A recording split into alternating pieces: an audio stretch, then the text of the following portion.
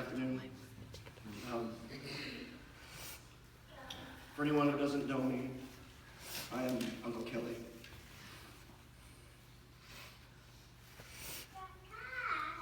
Or as Kale called me, Uncle Hockey. Yes, I'm Tammy's little brother. She loves to hear me say that. I don't know why. She loves to hear me say that. Today we are brought together for a celebration of life. For sure that's what Kale would want us to do. Kale often told me he wanted to be a rap star or rap singer. So if I could rap this for you, I definitely would, but I can't. Kale was born on November 23rd, 1998, in what my sister would describe as a long, intense labor with the birth of a feisty little boy, later to be named Kale. Kale was born 2 months premature and weighed around 4 pounds.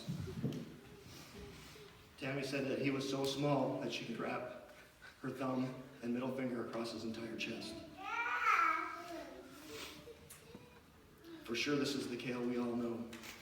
A feisty, fired-up man with an infectious smile and laughter to match. He often, well always, had center stage when he was amongst friends, family, and even people he didn't know. Kale had a deep love for sports, music, family, and especially friends. I see a lot of his friends here today. Kale loved hockey. He was a diehard Canucks fan, like his grandfather, and he was also a great hockey player as well. If he wasn't scoring goals, he was picking on the biggest player, which is true, drawing a penalty with a theatrical dive, probably kissing the crowd as he went by,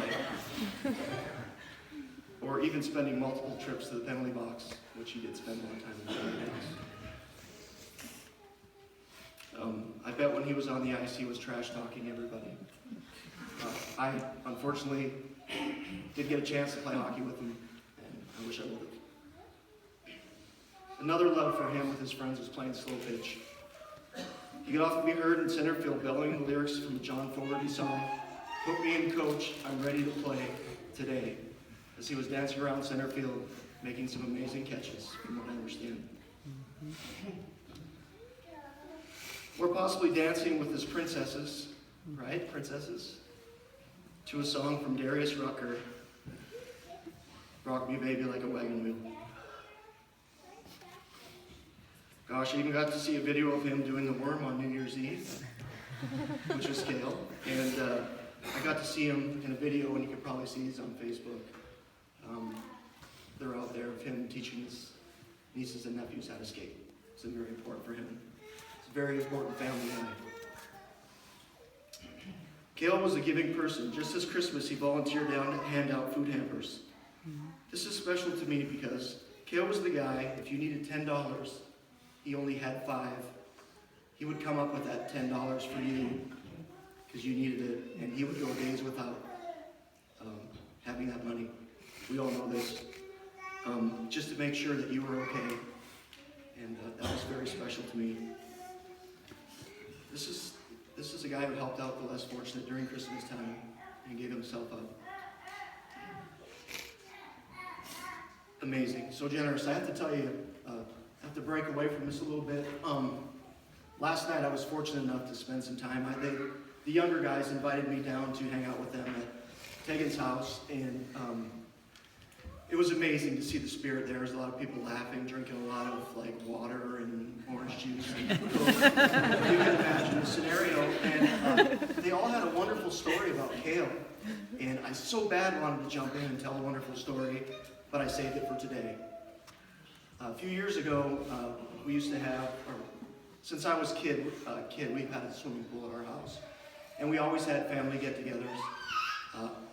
Everybody from the family would come over. And we had friends and family from everywhere, and Kale was there, and of course he was having some Cokes and some waters and stuff like this, and we were having a good time, and for some reason Kale wasn't himself, and he had a really, really bad toothache. Remember, Mom? He had a really bad toothache, and we could tell. His mouth hurt so bad, and my mom said, "Kale, why don't you just go inside?" And in the medicine cabinet, there is some Ambisol. I don't know if you know what Ambisol is. Probably older people know what Ambisol is. You rub it on your gums and it makes your whole mouth numb. It's supposed to make your one tooth numb. And Kale went inside and came out. And he came out and he still looked terrible, and he was just foaming in the mouth. he had his mouth packed and it was dripping and he looked miserable. And my mom said, "Kale, what's wrong?" And he goes, "Well, I put this stuff in my mouth in the medicine cabinet and it's not doing anything." She goes, "Well, let's go back there and take a look and see what it is." So they went back in there and Kale had accidentally grabbed Anusol. I don't know if you know what Anusol is, but there's hemorrhoids and itch. So Kale ended up having no itch and no swelling in his tooth, but he still had it. So I just wanted to get my story out. Like I said, last night was a lot of fun. Everybody got together. If today at some point everybody could get together and at least share a story for our family, it would mean a lot to me and my family, of course. So that's I had to tell my story. Unfortunately, Kale leaves behind 3 sons, Oscar, Blaine, and Sebastian, and he was preceded in death by his dad, Blaine, in February 1st of 2000. So, Tammy, this is for you.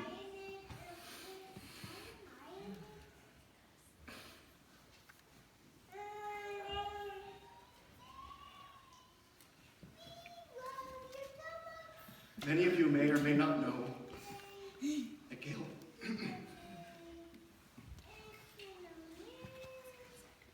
I got this. Many of you may or may not know that Kale was afraid of the dark. He often slept with the lights on to keep himself comfortable. This was big tough Kale. I don't know if you guys knew this, but he slept with the lights on. My sister, we're all about signs in our family. My sister's been looking for a sign to assure her that Kale is okay. Tammy, the light is your sign.